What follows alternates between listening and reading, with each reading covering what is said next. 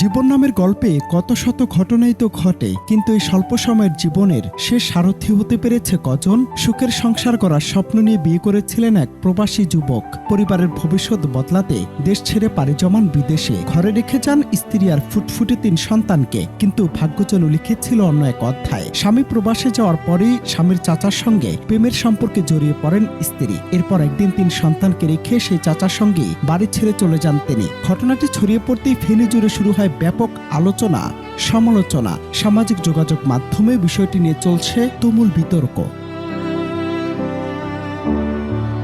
সবচেয়ে হৃদয় বিতারক বিষয় হলো, স্ত্রীকে ফিরিয়ে আনার আশা এখনও ছাড়েননি ওই প্রবাসী স্বামী। 3 সন্তানকে সঙ্গে নিয়ে তিনি আদালতের দ্বারস্থ হন। আদালতের মাধ্যমে স্ত্রীকে ফিরে পাওয়ার আবেদন জানান তিনি। কিন্তু আদালতে হাজির হলেও স্বামীর সঙ্গে সংসারে নাকি ফিরতে রাজি হননি ওই নারী। ফলে একদিকে ভেঙে পড়া এক স্বামী, অন্যদিকে মায়ের স্নেহ থেকে বঞ্চিত 3টি নিষ্পাপ শিশু। এই দুই বাস্তবতাই এখন আলোচনার কেন্দ্রে। একটি সিদ্ধান্ত কিভাবে একটি পরিবারের পুরো ভিত্তি নাড়িয়ে দিতে পারে, সেই প্রশ্ন এখন ঘুরপাক খাচ্ছে সবার মনে।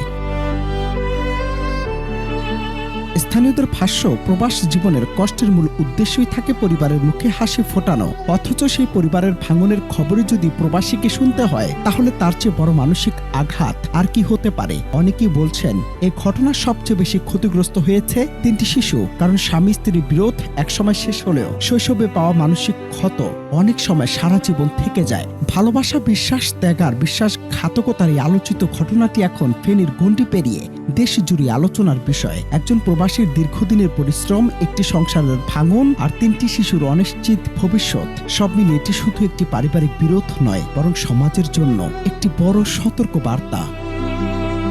অনন্ত হাসান মাসুদ, বাংলা টিভি।